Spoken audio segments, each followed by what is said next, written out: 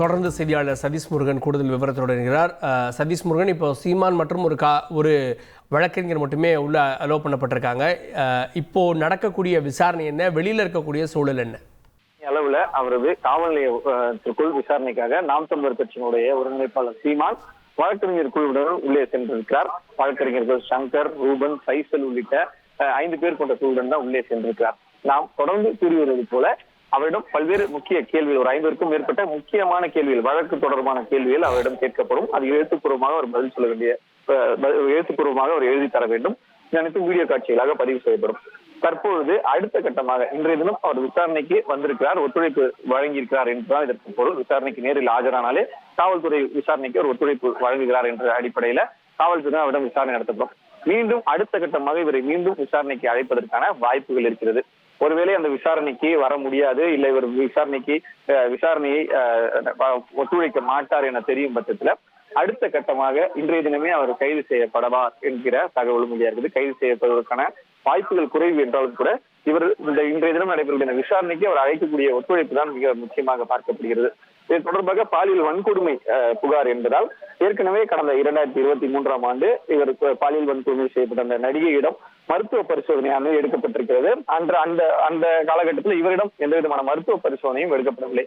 எனவே இன்றைய தினம் இந்த விசாரணைக்கு பிறகு அடுத்த கட்டமாக அந்த முழு விசாரணைக்கு ஒரு ஒத்துழைப்பு தருவது, அடுத்த கட்டமாக மருத்துவ பரிசோதனைக்கு உட்படுத்துவது போன்ற வழக்கமான அந்த பாலியல் வன்கொடுமை வழக்குகளை பின்பற்றக்கூடிய காவல்துறை நடைமுறைகள் என்பது பின்பற்றப்படும். அது அடுத்தடுத்த காலகட்டத்தில் நடக்க இருக்கிறது. இந்த சூழ்நிலையில இந்த வழக்கு விசாரணைக்கு அவர் முழுமையாக ஒத்துழைப்பு வழங்கும் பட்சத்தில் கைது நடவடிக்கை இன்றைய தினம் இருக்காது என்று தெரிவிக்கப்பட்டிருக்கிறார்கள். கைது இருக்குமா என்கிற சந்தேகம் அனைவருக்குமே எழுந்திருந்தது. தொடர்ச்சியாக அவர் தெரிவித்திருந்த கருத்துக்களாக இருக்கட்டும், இன்றைய தினம் இந்த காவல் நிலையத்தை சுற்றி ஏற்பாடு செய்யப்பட்டிருந்த காவல்துறை உயரதிகாரிகள் நேரடியாக இந்த சாதாரண ஒரு வழக்கு விசாரணைக்கு இவ்வளவு மெனக்கிட வேண்டிய அவசியம் என்ன என்பதற்கான பல்வேறு தளத்துல இந்த கேள்வியில் எழுப்பப்பட்ட சூழ்நிலை கைது நடவடிக்கை இருக்கலாம் என்று தகவல்கள் பரவின. ஆனால் தற்போது அந்த தகவல் மிகவும் வாய்ப்பு குறைவு என்று காவல்துறை உயர்தரப்பு வட்டாரங்கள் தெரிவித்திருக்கின்றன. கார்கே தொடர்ந்து அவரிடம் அந்த விசாரணையானது கேட்கப்பட்டு வருகிறது. வழக்கமாக ஒரு வழக்கில் குற்றம் சுமத்தப்பட்டவருக்கு என்ன மாதிரியான வசதிகள் மற்றும் நடைமுறைகள் பின்பற்றப்படுமோ அதுவேதான் இவருக்கும் பின்பற்றப்படும் எனவும் கேள்வி காவல்துறை தரப்புல பதிலளிக்க கூறப்பட்டிருக்கிறது.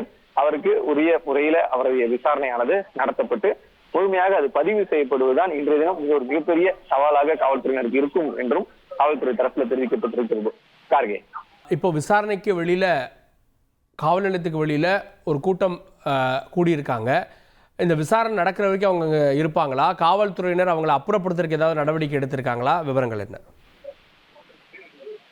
இது மீண்டும் இது கடந்த 2023 ஆண்டுக்கே செல்கிறது.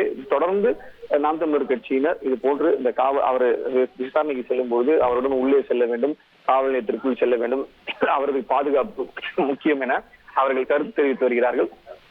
தற்போது கூட தொண்டர்களை தவிர்க்க வேண்டும், நிர்வாகிகளை தவிர்க்க வேண்டும் என்பதற்காகத்தான் பல்வேறு கட்டுப்பாடுகள் விதிக்கப்பட்டுள்ளன. அதையும் மீறி அவரது வாகனம் உள்ளே வந்த போது அவர் உள்ளே வந்து விட்டார்கள்.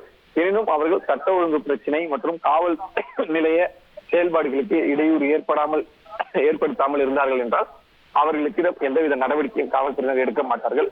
ஒருவேளை அவர்கள் சட்ட ஒழுங்கு பிரச்சனை ஏற்படுத்த அவர்களை அப்புறப்படுத்துவதற்கான பணியிலும் காவல்துறையினர் தயாராக இருக்கிறார்கள். கார்கே, காவல் நிலையத்திற்கு வெளியே இருக்கக்கூடிய நாம் தமிழர் கட்சியினர் தொடர்ந்து அங்கேயே இருப்பாங்களா, இல்லை காவல்துறையினர் அப்புறப்படுத்துவாங்களா அப்படின்ற கேள்விகள் ஒரு புறம் இருக்கக்கூடிய சூழலில் காவல் நிலையத்திற்குள்ளே சென்றிருக்கக்கூடிய சீமான் விசாரணைக்கு ஒத்துழைப்பு கொடுப்பாரா? ஒருவேளை ஒத்துழைப்பு கொடுக்கலைன்னா கைது செய்வதற்கான வாய்ப்பு இருக்கா அப்படின்ற கேள்விகளும் எழுந்திருக்கிறது. அதற்கான வாய்ப்பு குறைவு அப்படின்ற பார்வைகளும் முன்வைக்கப்படுகிறது. இந்த விசாரணை இப்போது தொடங்கியிருக்கிறது. அடுத்த 2 மணி நேரம் பரபரப்பாக அந்த விசாரணை நடக்க இருக்கிறது அப்படின்றது தான் அங்கிருந்து வரக்கூடிய தகவல்கள். செய்தியாளர் சதீஷ் முருகனும் அதையே வழங்கினார்.